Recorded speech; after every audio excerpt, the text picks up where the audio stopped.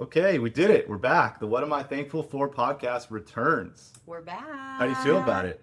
I feel great. I'm really excited. I'm re-energized, and I feel like this is now the time for us to resume and hit the resume button on this. A little nervous. We have video now. We didn't have video before, so Yep. that's kind of scary. Now Yeah. we're being judged on all of our flaws. So bear with us as we work through the kinks on that and the little nerves.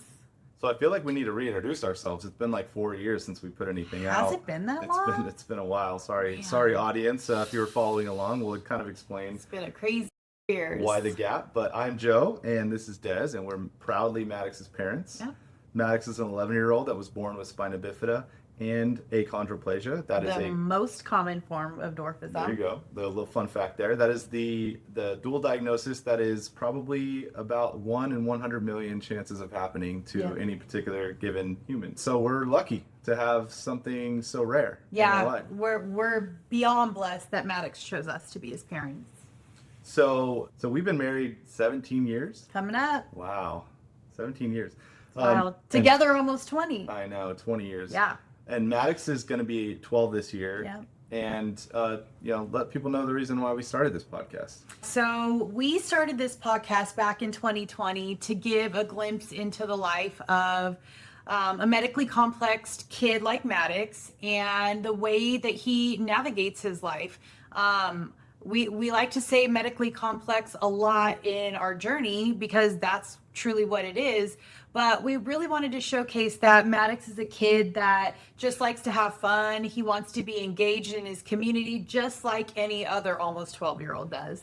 I think one other thing is, ever since he was born, even when he was in the NICU, I had this thought of like everything that we went to up till that point. I want to make sure that families do have, when they're researching, when they get the diagnosis of spina bifida, at the time we didn't even know he had achondroplasia. No, not till after birth. We need to provide a backdrop in which for them to start their research or to connect with us, because we had to research it, but we were able to find a family that was in our similar situation when he was diagnosed, and that really helped us gain facts and navigate the situation. And so we wanted to put ourselves out there for other families that were just receiving their diagnosis to see, hey, Maddux is almost 12 years old and he's doing great. He's thriving. He's doing really well in these areas. He obviously has some challenges that they'll need to be aware of. Yeah, it's not always an easy path. No, and we're very it's not real. an easy path. we want to be very real about that piece of our life because it's not always just the fun baseball games or swimming in the pool or going to cool places and meeting really cool people. It's not always the things that we mostly share. We like to share the things that are the hard times too. And that's kind of the premise of the name, What Am I Thankful For? It's really to showcase that even with all these challenges and setbacks and there's multiple disabilities, but there's a reason to be thankful for something every single day.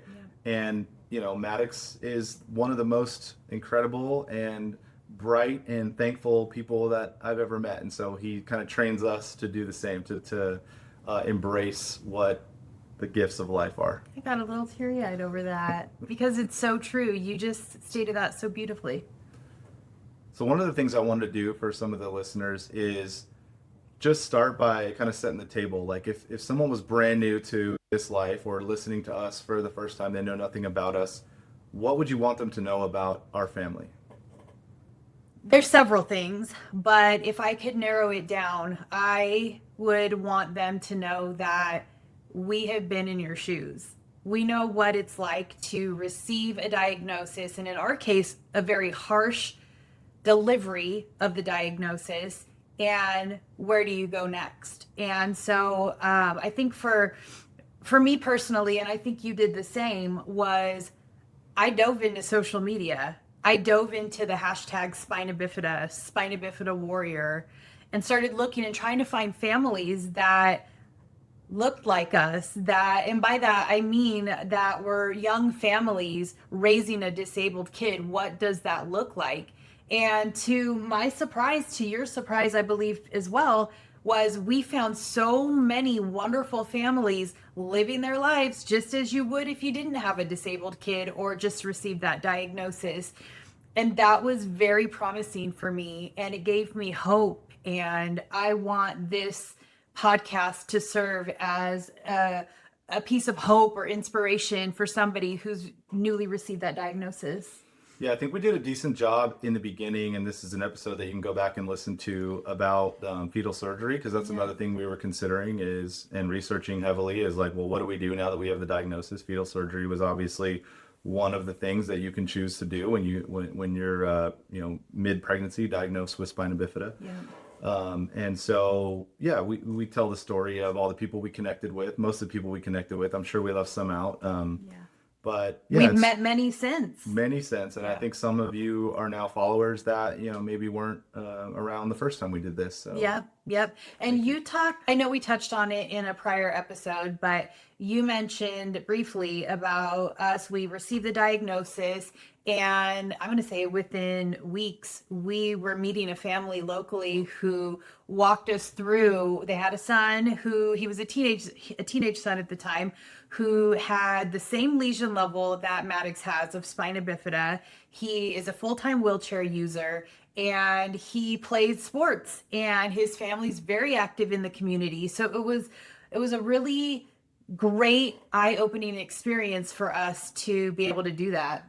Yeah, it was very helpful to sit down and have lunch with them. And like we said in the previous episode, ask them, literally, they were like, nothing's off limits. Ask us whatever you want to ask us. We're not going to be offended. Like, ask about very intimate things. And so we did, and it was much appreciated. So so we want to be that. If anyone has any questions, we're offering our time. It's a very crucial and important phase in your decision-making process and for the rest of your life. And so we're here for you. We want to offer that to anybody who's interested, even if your kid is 6 years old and you've already gone through some of the things we've gone through. Yep, absolutely. So one of the things I think we need to explain a little bit better is why we stopped recording. What was life like back in 21 when we kind of put out our last episode? And so I'll let you take that. I'll start that anyway. Okay. Yeah. Back in 2021, we were still in the pandemic, which was kind of why we started when we did, because we had a little bit more time at home, a little bit more time to unpack a lot of these things. But having said that, we were still working full time, both of us. And I was very, very busy in my career at the time. And it was great. It was fulfilling until it wasn't. Until I started realizing that my passion at work didn't outweigh what I was missing at home with Maddux or at school with Maddux or anything that was going on in Maddux's life at the time. And so these were just kind of some thoughts that were going through my head, like, okay, do I stick with it? What do I do? And then Maddux had his incident, and I very specifically call it an incident because it wasn't an accident, when he rolled down the flight of stairs at school. And I got that phone call at work that you need to come here and you need to get here quickly because your kid just fell out of his wheelchair. I'm like, did he fall out of his wheelchair or did he fall down? Anyway, we'll get more into that later. So it was kind of a trickle effect. One thing led to another, and I just realized it was time. It was finally time to put the career on pause. I could go back whenever and dedicate a little bit more time to what's most important. So what were your expectations like when you first put in your resignation and your first day where you were like, oh, I don't have to go to work today, and then like talk about kind of what the reality was? Yeah, so I had thought long and hard about this, and I envisioned, I laugh so hard right now. I envisioned this life that I would be able to drop Maddux off at school every day and pick him up from school every day, ask him about his day. And while he's at school for the 6 hours that he's there, I'd be able to come home and sit on the back porch and drink my coffee. And I think I remember you saying like, I'll do your laundry now. I'll do your like laundry. Like you were back in the 50s or something. Like you were going to be a housewife. I'll bake apple pie every day and freshly baked cookies. Yeah, I thought I was going to have so much time back in my life to do all these passion projects and still be a very involved mom and still make the phone calls to insurance and supplies and schedule appointments and just do all the things. So what happened? Oh, I was smacked hard in the face of reality. It was great for a moment, and that's truly what it felt like. It was great for a moment, and very quickly I felt like I was drowning. And I know I say me, you're just as involved as I am in this process, and you still have a career. I just felt like I quickly started sinking, and honestly, 4 years later, maybe just came up for air. Yeah, I think it's that's probably the right equation. Even if you have one child that has, a pretty significant amount of special needs and different appointments and therapies and things, like I think one career person per two is probably the right equation. I know Yeah. people are getting by with, either they're a single parent or they have 5 kids and two parents, and so Are you talking families of non-disabled kids? I'm talking to anybody. We're all in the Yeah. fight together. But I Yeah. mean, if you have multiple children with disabilities, Right. or you have one and you're doing it by yourself, like respect to everybody. Oh my gosh. It's Mad just like you respect. really never have enough time in the day. And we always now make this joke, like, you see things on social media, like everyone has the same 24 hours. Get your ass to the Nope. gym, get to work by 8 a.m., be Eat your productive. protein, Yeah, make the homemade meals. eat your protein, dip your face in ice, like go to the sauna, freaking work out again, whatever. Put your weight vest on and walk around the neighborhood. So as we're like navigating this life and we have like, very tedious paramedical tasks that we do throughout the day, we're always like yelling to the other room, like, we got the same 24 hours as everybody else, Desiree. Yeah. While we're like, doing medical routines or whatever. Yeah, because I think what nobody talks about is how exhausting and mentally draining it all is. And I'll be the first to admit, going back to when we were freshly diagnosed and trying to make sense of it all and understand what this life was truly going to entail, nobody can prepare you for the mental exhaustion it takes, the toll that it takes on you as a parent. When you want to just be a parent, but you're also your kid's caregiver. Yeah. And it's a blurred line. Yeah, and you have to be really good at it. We're talking like to be good at it, because we have days where we're like, we weren't very good today. Like, Yeah. we kept our son alive, we fed him, we did the things that we needed to do, we checked some boxes, but like, were we awesome parents today? Like, sometimes we're hard on ourselves. Other days we're like, oh my God, we did everything. We advocated for him. We got him in a summer camp. Like, he had a blast. We took him to a cool place. Like, Yeah. we're not gonna throw He got an 95 award at school Yeah. today or whatever, whatever the or case just may like be. he shared something with us that was particularly impactful, or he hit a milestone that like maybe we thought he wouldn't hit for another year or whatever. Like, those days are where we pat ourselves on the back. But most days is just kind of you're waking up, you're dealing with the day, and you're getting through it, and you're doing the best you can. Absolutely. So maybe talk about like getting involved in some different activities that you wouldn't have had time for when you did have a full-time job, and kind of like what you uncovered while getting involved in those activities. One of the first things that I dove into was there were a group of other moms of disabled kids in our school district, and really at our school. And we really devoted a lot of time into shaping that program and helping other families within the school district who didn't know how to advocate for their kids, whether it was through their IEPs or just speaking up and asking for the things that their kids deserved. I mean, we've learned a lot from other parents. So I kind of, that's the one thing that I dove into very quickly. But what I will say about that is that it exposed me and you to a lot of discrimination and a lot of injustices that we were just blind to because we weren't as present as we were when I had a career. Yeah, I mean, it's truly like a pick your battle situation. I think that comes from all that, right? Like, you get into these organizations or situations and you start trying to help out because you're like, well, we want to help out kids that have, that face the same thing Maddux faces. Yeah. And then you realize that some people don't want to change. They don't want to accommodate. They don't want to be inclusive. And then it's like, oh man, am I going to have to die on this hill right now? Like Yeah. I'm kind of already halfway up the hill. Yeah. Now I have to decide, am I going to take this to the fullest extent and try to make a better life for maybe even not even Maddux, like maybe the next kid or somebody who Yes. faces what he faces that's 2 years younger. Yes. And we've definitely died on some of those hills, and some of them we decided to walk away from. But I think, it's another thing that contributes to your overall bandwidth. Like, do you have the mental fortitude?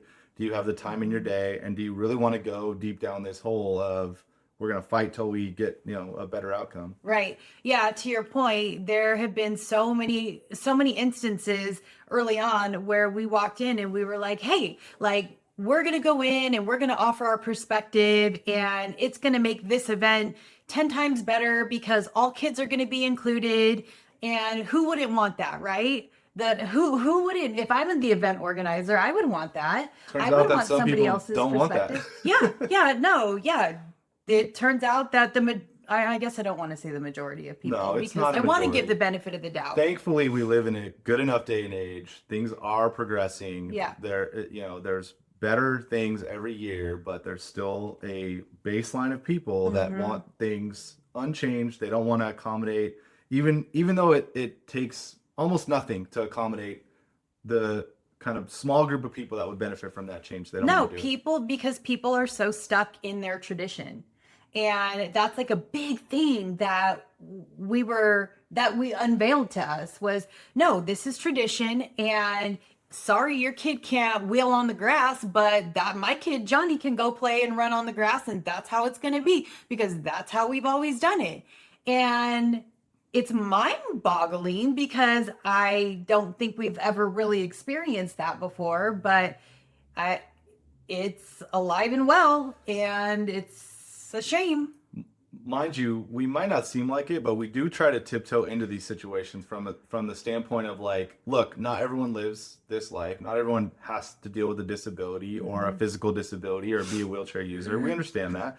We were the same way. Like, we had to learn all these things. We're not, we did have different people in our family that might have exposed it to us, but for the most part, you don't live your life through the eyes of somebody in a wheelchair until you have to care for somebody in a wheelchair, or you are yourself, in that situation. So we try to be as gentle as possible, meet people where they are. But then when you present, we have meeting planning backgrounds, event planning backgrounds, marketing, like, we can bring something to the table, and we try to tell people, like, no one gets hurt by doing this idea. It just improves things, and there's, other than the tradition of like, we've always done it this way at this place, there's no downside to this. No. And especially when you're a community working together for what should be for the kids, for the students, for the children that will be benefiting from this, wouldn't you want to have perspective and input from the families who are experiencing something other than what you know? I always thought that you would. But no, instead, we were called inhumane for offering our ideas, for exposing this mindset, and it's just wild to me. I just still can't wrap my head around the thought process. Yeah, well, that being said, as gently as we will enter the situation, if people just look at us and say, you know what, we're not going to do that, and they don't even have a good reason, like I said, it's not going to hurt your event to do it correctly. We're going to expose you, like, there's no reason to out somebody because they're not as able as somebody else. And so, they deserve to be exposed. And this was an elementary school. Yeah. This wasn't, and it's never right. I'm not making a justification for that. It's never right. But this was an elementary school fundraiser, the biggest fundraiser. And we were faced with that type of discrimination. And we didn't actually expose anyone's name. We just said, we exposed the situation. We just told the story. Yeah. And this is what happened, and this was the outcome, and this is how it affected Maddux. And it started the conversation. What I will say is that it reached district leadership level, and it opened the conversation for, okay, well, are there checks and balances? How are we making sure that all kids are welcome here? So I do not have any regrets about that at all. No, I'd do it all again. Yeah, and probably even better. Yeah. It led to a 3-year run of improvements to the Yep. layout and accessibility of an event. So I guess, hey, we died on a hill that was worth dying on. Yep. Inclusion benefits everyone, and I will die on that hill. So we have a lot of other topics that we want to get to.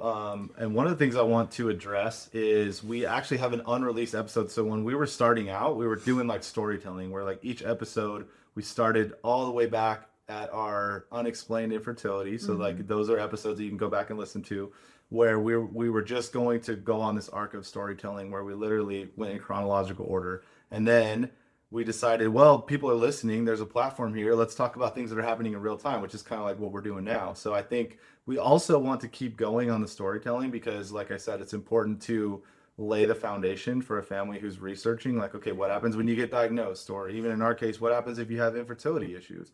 What happens when you get the diagnosis after you've gone through years and years and years of infertility and you felt like this is a culmination of 4 or 5 years of trying. Now you have a child, but you find out there's going to be a diagnosis that changes your expectations on maybe their outcomes or what their life will be like. So yeah, and then what are your options at that point? Because when you're hit with news like that, I froze up and I just immediately like crawled into a shell. But very quickly it was like, okay, well, I can't live here forever. How are we going to tackle this?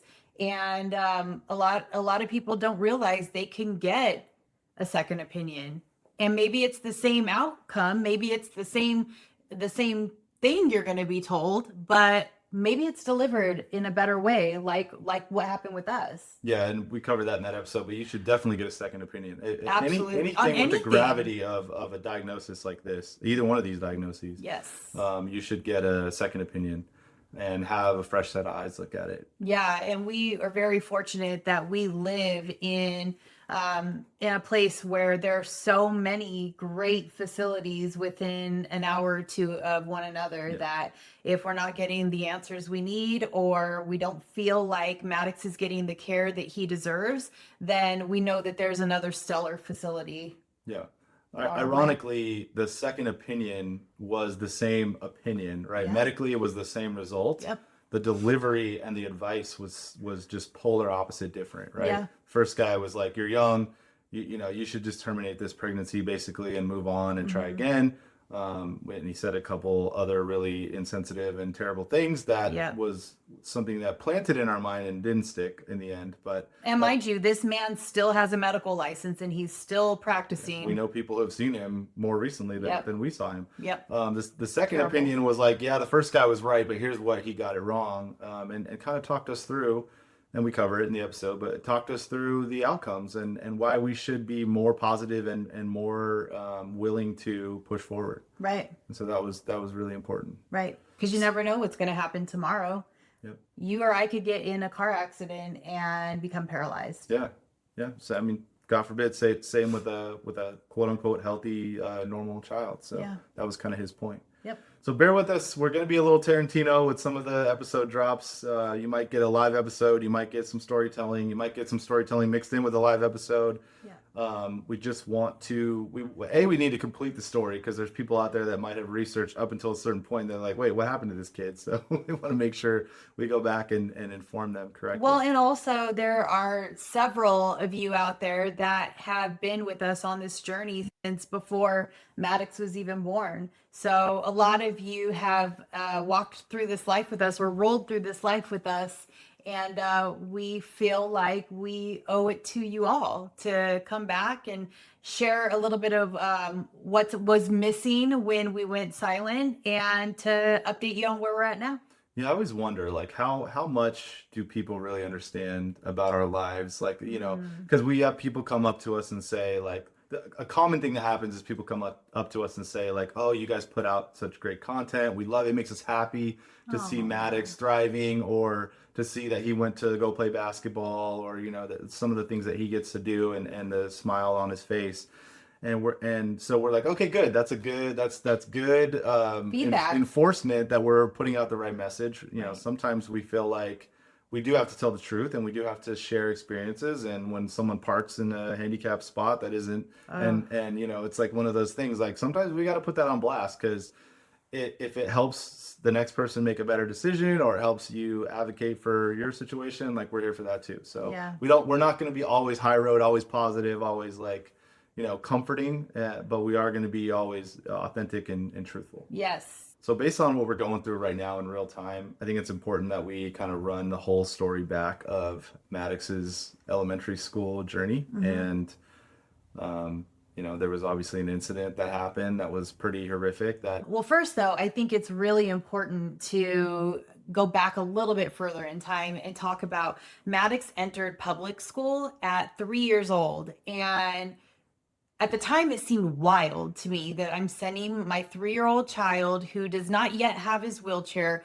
who's being sent to school in a stroller to learn for a few hours a day away from us was just crazy. But in hindsight, it was the best thing that we could have ever done for him. Yeah, public school was a game changer. I didn't really expect, like, at that age he was gonna do well and thrive in public school, and it was like really seamless, like amazingly seamless. Within months. So we sent him in, he was speaking only a handful of words. Within months, he was expressing himself, telling us his wants and things he didn't want, and his vocabulary just soared after being put in public school. Yeah, the beauty of having peers that you can model and learn from. Yeah. For sure. So that was at 3. And then because he is in a special ed program, he bounced around to a few different schools within the district. And so for the most part, we had really good experiences. We've met families, and Maddux has made friends that we will have for a lifetime.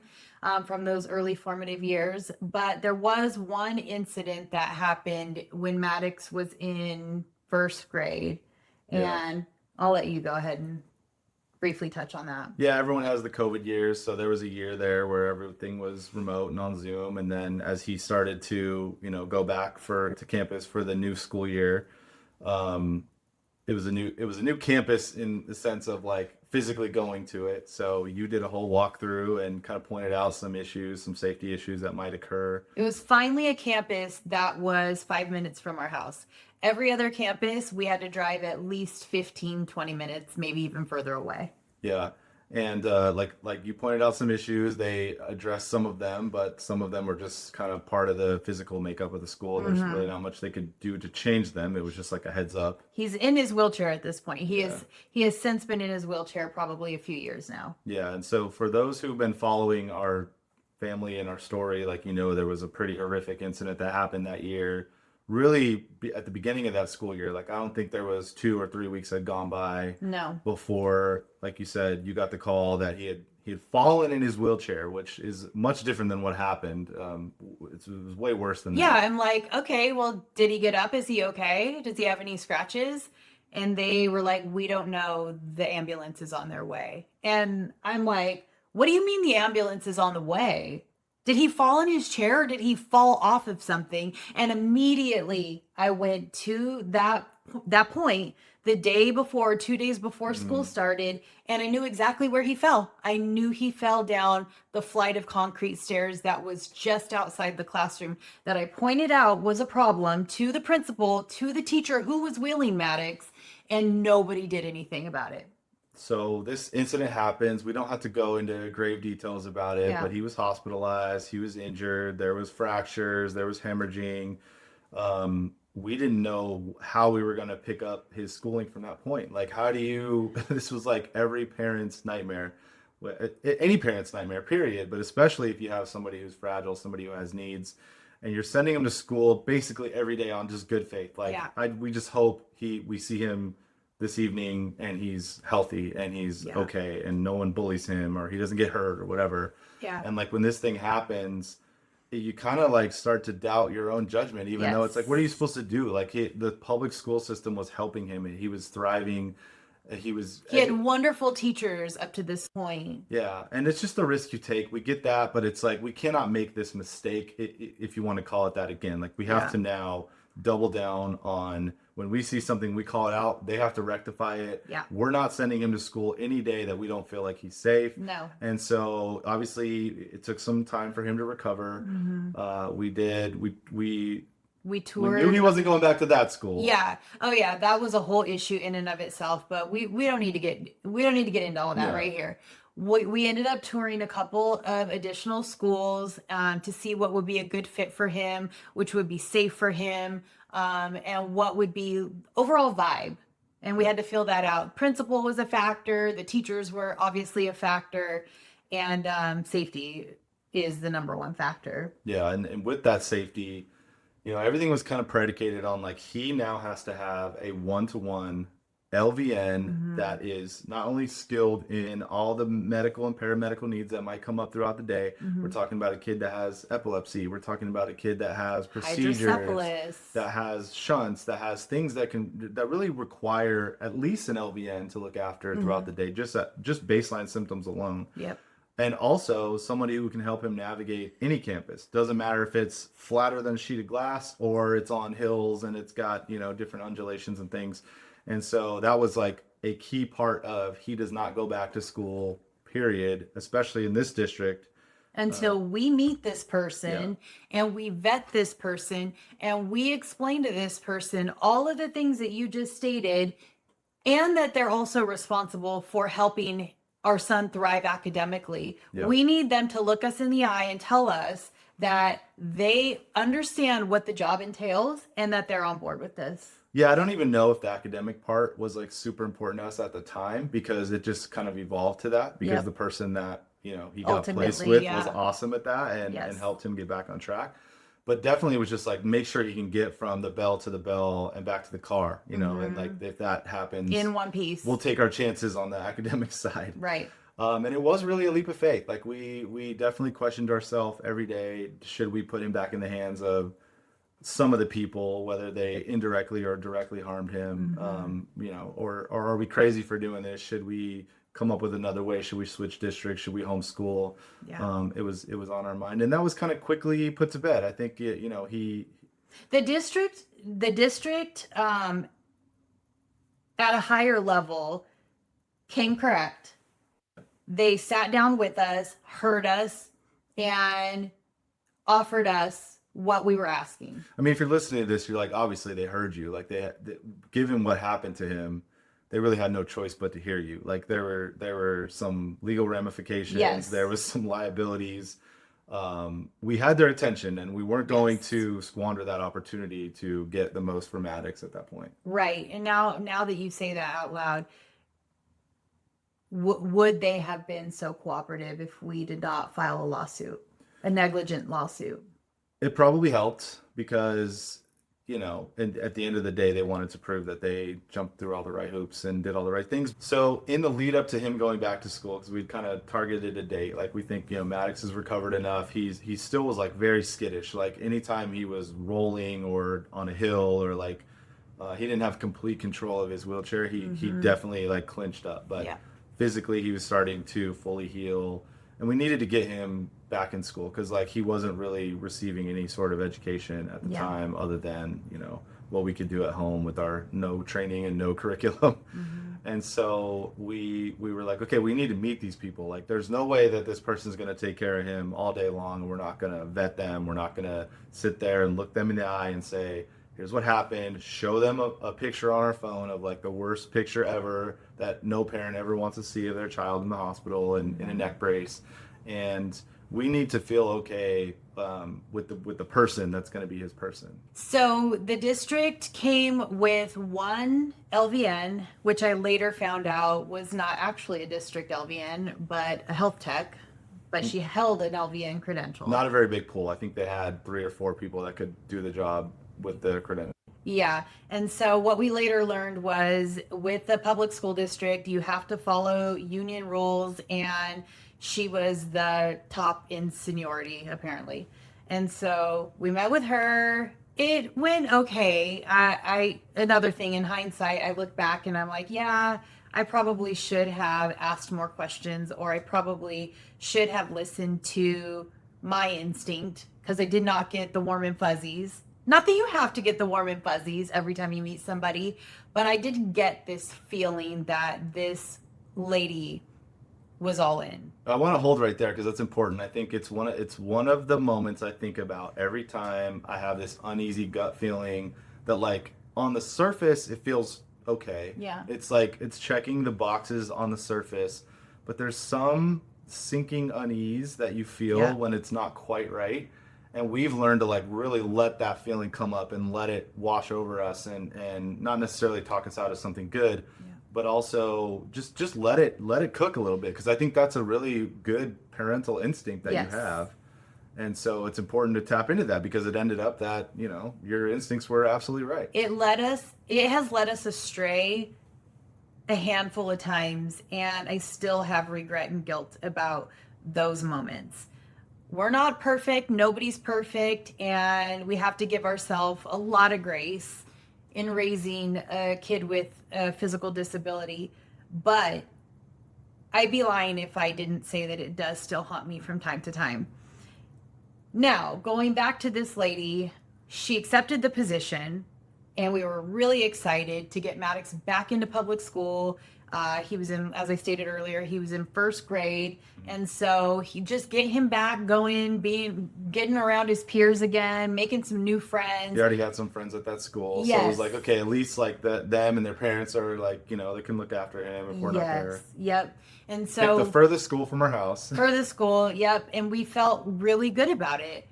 So the Friday before he was set to go back to school on the Monday, we get a phone call from the district office, and they tell us that the LVN woman that we met with had a change of heart and no longer wanted the position. How did you feel in that moment? I am pretty good in those moments of being like, there's a reason. Like, find the reason, whatever it is. Like, whether it's a way to justify my letdown or the hurt, or whether it's like just try to find the positive thing first. And my positive thing was like, she wasn't gonna do it. She wasn't gonna do it right. I was pissed. I was so angry that this lady wasted our time. We rolled everything out, all the expectations, what was needed in this role, and I would have given her to the end of the day. She waited. It was a good week at least. And she waited to the last minute to drop this bomb on us. And so here we were. And we were like, okay, district, what are you going to do? He's set to start school at the new school on Monday. What are you going to do now? It was like Friday at 10 a.m., 10:30. Yes. Yeah. So enter Nicole. So then we get a call. So we were also headed out of town that same weekend. So it was like, we were like, you have till noon. Well, yeah, because they called us and they're like, we have another candidate, kind of like of somebody that we thought was a backup, or maybe she wanted the position, but she notified us too late. Can you meet with her this afternoon after school? And we were like, no, we're leaving town. Like, we'll just have to wait till Monday. He's not going to start school.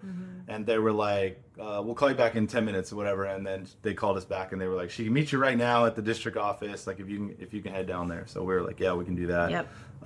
It's obviously an important meeting. And we came in guns a-blazing, like, this is going to be even a higher ratcheted up version of the speech we gave the first lady. Yeah, because now we didn't have any time to waste. And now we were like, you know what? If this could happen again, I'm just going to be blunt and cut and dry. And this is what's expected. Are you in or are you not? It's like scared straight mode. Like, we're going to scare you straight, like right off the bat. Like, please run out of this meeting in the first 5 minutes so we can just move on and know that this isn't going to work out. Yeah. But what happened was, first off, it was a mom that I had already seen from other drop-offs at other schools. So I was like, okay, I know this person. Like, she has a daughter that we've seen that has... You were familiar with her. Yeah, I didn't know her, but like I knew of her. Like, I knew she was a mom in the district. Her child I knew had special needs. So before she even said that, even though... Oh, you did? Oh yeah, for sure. Because I did like most of the drop-offs at that school. I had never seen her before. Yeah. Oh, that's not true. I had never seen her before, but... I met her daughter many, many years earlier, which in this strange coincidence of things, it was meant to be. But go on. Yeah. So I was like, okay, like I'm already a little bit more, I wanted to be guns a-blazing, but then now I have to like disarm a little bit because I know this person's like, we kind of share the struggle a little bit. Like, you know, it's like sometimes you like want to hate somebody at first, or you want to like take a hard line, and then you're like, oh, they're a parent, or oh, they're a special needs parent, or oh, they like the same sports team as me, or something stupid. Yeah. And it like disarms you in a weird way, and you're like, oh, I can't like really come in hot at this person. But anyway, Well, we didn't know all that. I didn't know all that, and Yeah. it's kind of it's interesting to hear this now because I didn't know her. I had never seen her before, had never met her before. But as we sat at the table, awaiting to go back to the conference room, I just knew the second she walked through those doors that one, that was her, and two, I got this. It's hard to explain, but I got this almost peaceful and calm feeling take over me.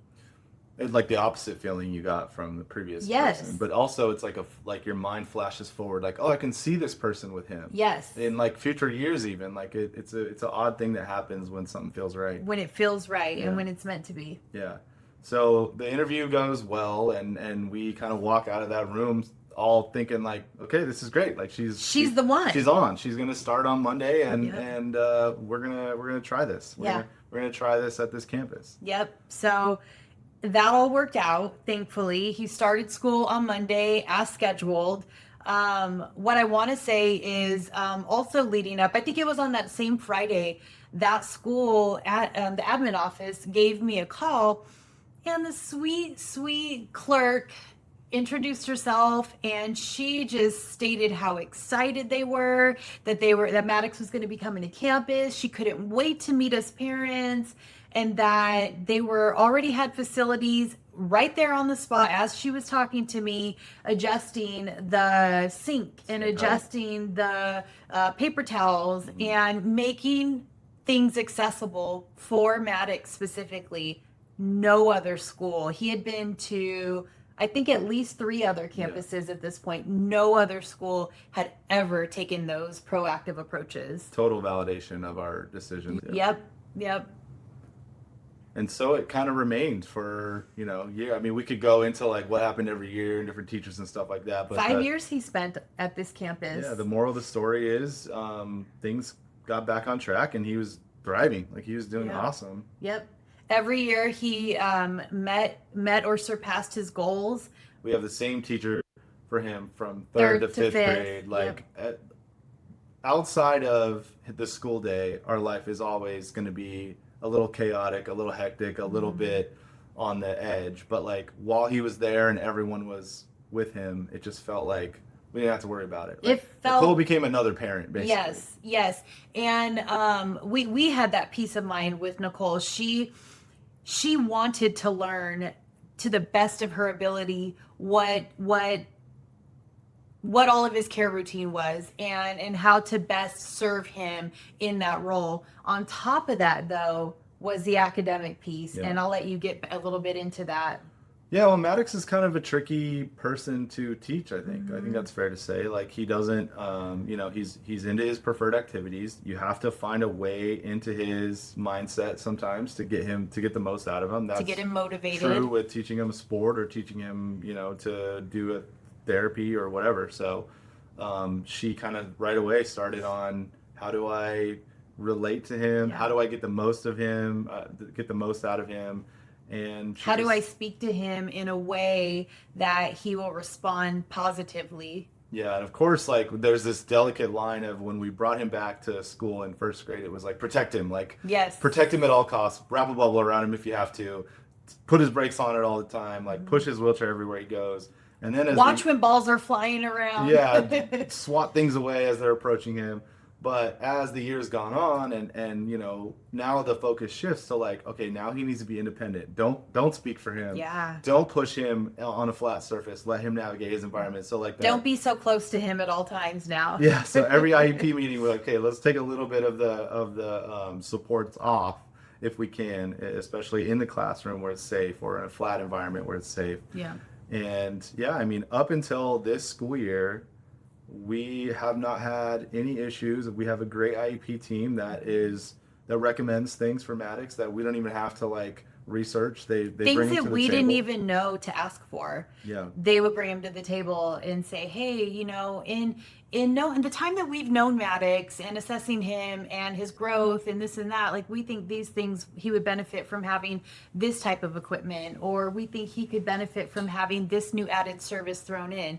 It was the best IEP team experience we had in all of his years. Yeah. So that leads us all the way up until like January of this year. Yeah. Our school district starts talking about, well, you know, enrollment's down, budgets are running hot. If we continue on this path, we're going to see, you know, either massive layoffs or basically we're going to be insolvent in the next 3 years. We have to do something to right the ship so that we're not completely insolvent by the year 2028 or whatever it was. Yeah. And we were like, okay, we're watching. We're making sure that this conversation doesn't go south for Maddux, because it's like, don't, you know, whatever you do, don't take away supports from the people that need them the most. Right. That was always my fear when we're like, surely they won't do that. Like I don't think I was in the camp of surely they won't do that. Again, though, right? Like it goes back to like, no, people want other inclusive pieces to the puzzle. No, they don't. They really don't. So it goes through a couple board meetings and iterations, and you know they kind of publish like a loose list of who would be laid off in these cuts. And I was like, man, there's a lot of LVNs, RNs, health techs. There's a lot of special paraprofessionals, counselors. There's a lot of things that are affecting students directly, especially those who are on IEPs, especially those who have medical needs. Like, what are we doing with these cuts? I don't see any admin on these cuts. Meanwhile, like the board's sitting there saying like, well, we're not going to do anything. The reason why there's no teachers on this list is because we're not going to do anything that affects any students in their classrooms. And I'm like, well, almost all of your LVNs are on the list. So like my son literally in the classroom has an LVN that sits next to him all day long and teaches him things. So like, you're not going to cut the one. Like that can't, if you're cutting 2 out of the 3, she can't be the one, right? So then we started to find out she gets a notice. She's on the list. Then we started to find out they're laying her off, and it just keeps progressing. We're writing letters to the board. She's speaking in front of the board. Yeah. Like we're pushing to just snap them out of this. Like, don't do this. Like, this is a kid. He is a case study. He is thriving. This year, or last year, he had submitted a film, and it had been submitted to the PTA Reflections program, Maddux's film about accessibility and his night at a Kings hockey game. It had gone all the way through the ranks. It had won a national PTA Reflections Award. Yeah. Like this, surely you're not going to rob this student of the one critical support that has helped him thrive and achieve all these amazing things. Not only that, he's going into middle school. Like, we just lost the teacher that he's had for 3 years. We just lost the campus that welcomed him with open arms, changed the sink height, updated the paper towel dispenser so he could use it. Has made countless accommodations for him. Like, we don't have that anymore. The therapists who know him best. Yeah, we're losing all of that. So like, this is the worst possible year to go from 5th to 6th grade, which in our district is like middle school, a completely different experience. And now you're telling us that he's losing his person that like we all 3 of us, including Nicole, thought would be with him all the way through his high school and when he graduates from this district. Yeah, because she stated to us many times that that's what she wanted. She was in this for the long haul. Yeah. So finally, the handwriting's on the wall. Like, they're laying her off. Like, she already had to make the decision, like, to basically take the reduction in pay and position just to keep her benefits and all those things. But she's not going to be with Maddux anymore because she's no longer an LVN, and that person has to be an LVN. So we go, okay, we're in full like defense mode. Like, if it's not going to be Nicole for middle school, we need to know who it is. We need to have the same conversation that we had 4 years ago with Nicole. We need to but now we need to have thing. an extensive training, because this is 5 years of continuity of care with the one person who has helped Maddux continue to thrive throughout public school. Now, if you're going to replace her, then you better bring somebody in that is equally as qualified and knowledgeable or better. Even imagine like you're in a care facility and you're taking care of somebody for like 5 years straight, and then all of a sudden one day it's just like some new person clocks in and just like they're there at 8 o'clock. By the way, you switch facilities too, so like they don't even have the comforts of like any of the facilities that they had before. Like that's how important this conversation and this move, and like so we just started laying out to the district like, here's our continuity of care.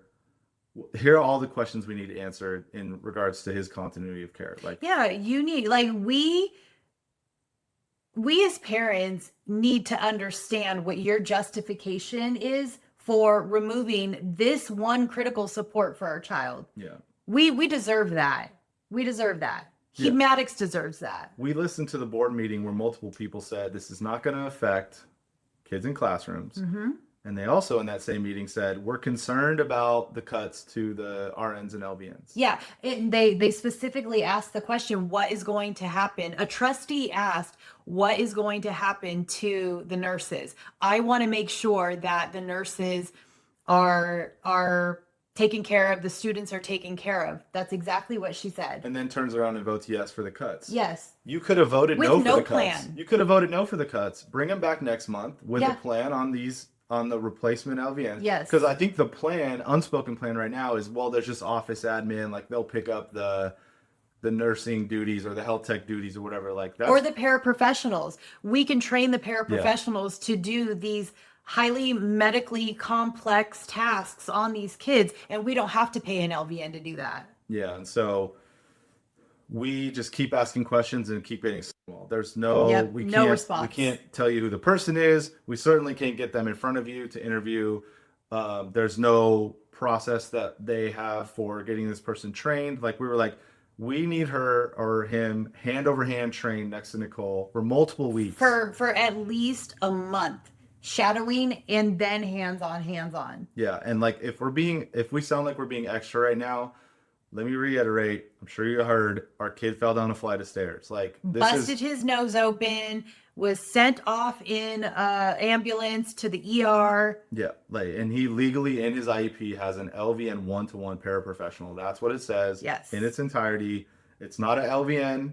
It's not a para. It's all three of those words basically combined. LVN 1-to-1 paraprofessional. And for all of y'all out there, all the haters out there that have commented on our posts in the past that parents don't get to decide who's with their children, parents don't get to pick their para, parents don't get to pick their LVN, they're not us. Yep. You're not us. Your child you might be okay with that with your child, not my kid. Yeah, and we've had situations where like Nicole was out. Nicole had been out for an extended period of time in the previous school year. Mm-hmm. We had to decide, are we sending Maddux to school or are we keeping him home? Right. And through a process of our own planning with the teacher and the IEP team, we were able to assemble, through complete lack of backup plan from the district, we were able to assemble a kind of patchwork team of people that had the skills and the knowledge of Maddux to get him to school safely and get him home safely. This took years. Like, this was not just okay, hey, got a call from the teacher. We have so-and-so para that could step in. We've never met them before. It's not that type of a situation. These are trusted people who have been paras in the classroom, or maybe a para in another classroom, but has worked with Maddux many times before, and we have that rapport and that trust. I mean, it shouldn't even be like that. No. We as parents should not have to be our HR team for our kid at your organization. Right. You should have a backup plan, or at least have formulated the backup plan when you found out that the main person was not going to be in that week, that month, that day, whatever. So yeah, and also though, we've been asking for a backup plan since Nicole was implemented as the 1-to-1 LVN paraprofessional in the first grade. We started hitting the district up the first time she needed to go out for a week or whatever the case was, like, hey, who's the backup? And the district started stonewalling us then. Yeah, up to the point where like this year she was out for like a week, let's say, kind of unplanned or like last minute. Yeah. And we finally just got an email back from leadership that was like, oh, well, he could just study at home. Like, we could just send him a packet and he could study at home. And we're like, nope, that can't be the solution. Like, I don't even know if that's legal to say, like, oh, we can't, there's no backup plan. We have nobody. So just like, go ahead and take this packet. Take this packet. He'll miss out on speech therapy, occupational therapy, adaptive PE, but you could do the work at home with him while we get paid for it. Yeah, not only that, they will not lose $1 if we say yes to that. They'll get paid out on every dollar. They know for what him they're attending doing. School. Yeah, that's exactly what the principal at the school where he fell down the stairs offered just so harsh and blunt to us. Yeah. Oh yeah, you could come pick up the packet. Like, what? Yeah, sure. Yeah, we'll do all the work from home while you guys get paid for this. Yeah, Makes while my sense. son recovers. Yeah. No. So I guess where we're going with all this is we wanted to not only bring awareness to the situation, but give more of the backstory because there was some press coverage on this, and I think it was a very well written story. Like the story, especially Manny's story, that detailed all the lead up to the event and kind of where we stand now, was very comprehensive. And like as the community reads this, they kind of like fire off their own preconceived notions or their own political notions. Well, Sue opened the conversation. Another local reporter met with us, got the conversation started, which really went into detail on who Maddux is as a kid and what makes him tick and what the district is doing to him.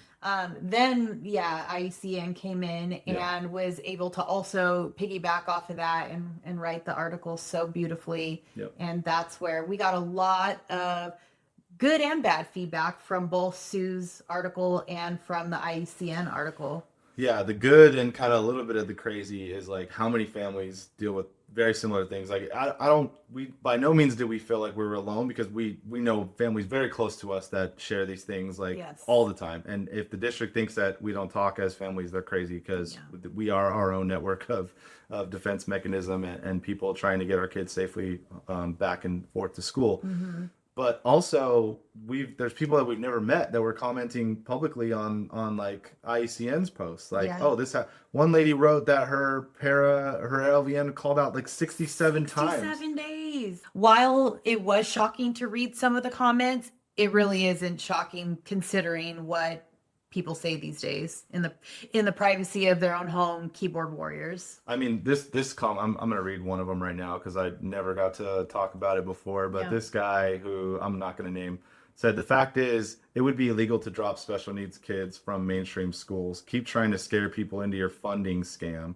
Okay, first off, never asked anybody for any money ever. Like, we've never asked anybody for any money, especially not on this topic. No. This was more of an awareness thing and literally like happening in real time. Like, we still don't know where Maddux is going to go to school next year. Like, we think we know, but it's still very much happening in real time. But obviously he didn't read the article.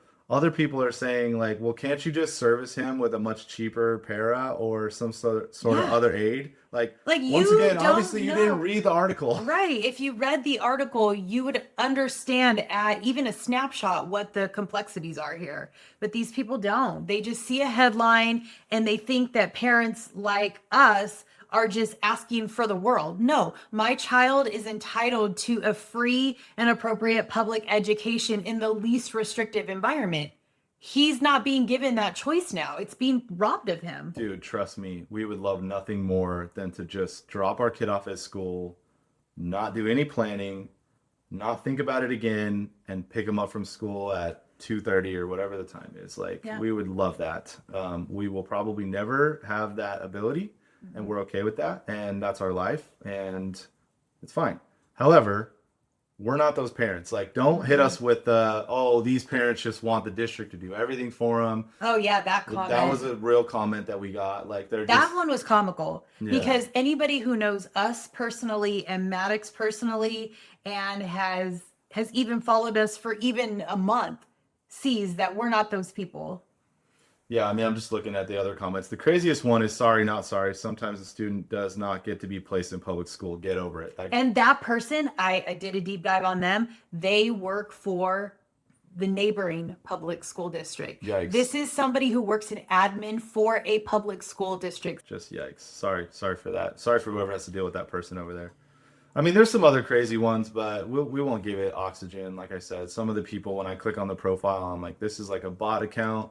Or this is like somebody who just goes on here to follow very politicized things and say crazy comments. Yeah, there have been so many other people that cannot comment. Either they work for the district or whatever the case is, that have come to us on the side and have expressed how disheartened they are that this is happening to Maddux and that they hope that the district gets their shit together so that he can attend school. Sadly, I do think that I know that people are afraid. Like they're Yeah. afraid to speak up. They're Yeah. afraid that it might lead to retaliation. It might lead to their kids losing services that they already have. Yeah. I don't want to say we've never been in that situation, but I just our level of give a shit to retaliation is pretty low. Like Yeah. it's like, no, you're gonna do right by us, even though we're aggressive or even though we're pointing out things that may be uncomfortable. Yeah, because there's too many options in today's day and age. Like, we could send him to another district. We can homeschool him. We can figure out other ways for him to thrive. We're not just stuck with this school district. Would we love for him to continue with the school district that he's been in for the last 9 years? Of course we would. He has lifelong friends. Maddux attending has opened up a lot of people's perspective, and for that we're grateful. Yeah. I wish we were starting 6th grade knowing exactly what was going into that, and we had the peace of mind of that. We don't, but we're gonna keep sharing the story, because I think as things get updated, it's important for people to know what's going on in the community. And also, just like maybe you live in North Carolina and this affects you as well, and you're dealing with something similar in your school district. This is all about bringing people together that have the same struggle, and we really have a lot to share. And we've learned so much from so many great families. Like they've opened doors for us, and we're wanting to do that for others too. Yeah. So where we sit with the district is I don't know if we're supposed to say this, but we held a mediation and we gave them our deadlines for that on whether Maddux will continue forward in the school district that he's in, or if we are going to take another route. And we're very close to that time frame being up. And what I will say is that we have gotten follow-up from the district, but it's basically a nothing gram. They're not giving us anything substantial to work with. It's just, please know that human resources is actively working in the background. It may not be in the time frame that you were hoping for, but just know that there are things in the works. And I'm sorry, but that's not going to be good enough for us. Well, it's not good in the sense of what they want from us is to just be like, yes, he's enrolled. Yes, we're showing up on August 12th or whenever the school year starts. Yeah. And we're just going to kind of roll the dice and take our chances with a mystery person that we've never met being his LVN. Like, they're not saying we're taking away his LVN. Right. They're just saying, you should trust us. Like, this person will be there and Maddux will be able to attend school safely. Yeah. And why should we trust you again? Like, what other than Nicole being his one-to-one LVN, that's been predominantly a great stretch for the last 5 years. Why should we trust you guys or your staffing ability? They have never, outside of Nicole, they have never provided us with a backup solution, an alternative solution. And the one time that they did try to provide an alternative solution, we had to press them, us and the teacher had to press them for a backup. And we asked them, we need to be involved in the vetting. Once again, our stance hasn't changed on that. We need to be involved. They need to understand what the criteria is for caring for somebody like Maddux. They didn't do that. They hired somebody from an agency. She comes in fresh out of LVN school. I think she admitted that she had just received her certification maybe a few weeks prior and had never actually performed any of the medical routines that Maddux requires on an actual human. On a breathing person. This is who the district brought in as a backup replacement, and we parents are supposed to be okay with that. Yeah. We're supposed to just accept that. That's the logic that's going to lead me to dropping him off first day of middle school with no plan. Yeah. Yeah. No. And so that's where we come, and we want to set the precedence that no, absolutely not. And we will hold our kid. We will either not send him back to this school district and we will pull him out entirely and we will find an alternative pathway for him, or we will figure out another way to make it work. But I'll tell you what we're not doing is we're not going to go by what you guys want to do. No, because it's not working. We're also not going to we're never going to not trust that feeling in our gut that says this isn't 100% right. Yeah. 80% right's not good enough. Mm-mm.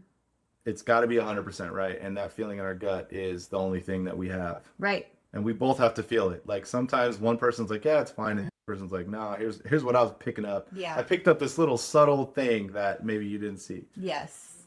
And we have learned throughout the years that we can't ignore that anymore. Anything else you want to talk about?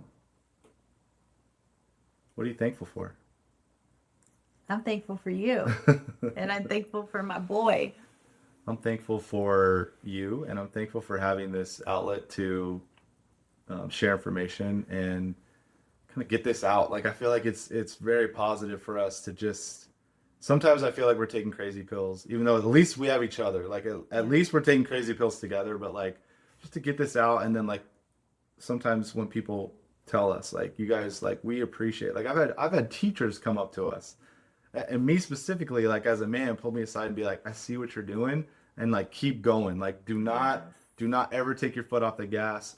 Everything that you do out of love for Maddux, and Oh like, my gosh. and like, it's seen and it's appreciated. And I'm like, okay, because really, like, I thought you probably thought I was a dick, or like you thought I was crazy, or like doing way too much. Yep. But just to get that validation, like, he didn't need to say that. Like, No, he didn't. People don't need to say that to me. No, I have a similar story.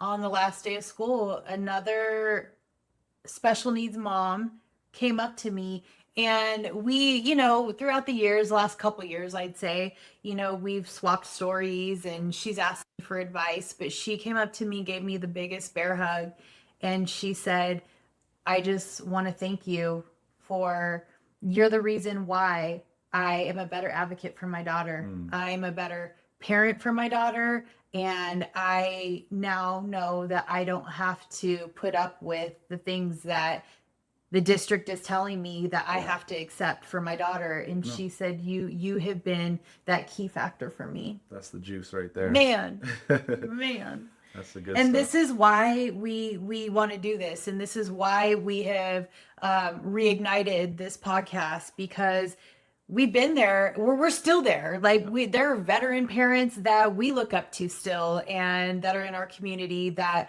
I'm picking up the phone and I'm like, please, Tina, tell me what you did, and how did you navigate this, or what are you doing over here? And, you know, Bob, what is your experience, and how would you navigate this, you know? Yeah, we have a lot to learn still. I mean, he's not even 12 yet. No. I feel like we've just in the last, like, maybe 3 years, got everything dialed. We're getting the most out of the programs he can be in. Yep. We're getting the most out of exposing him to social situations and camps, and like, really Adaptive sports. pushing him to get out there and try things and thrive. Yeah. And it's a long time coming. And like I said, like, we want to help people who are a little bit behind us, whether their kid is much younger or whether they're just behind. Like, they just has gotten in the way, like it got in the way of us recording this and getting it out there. Yeah.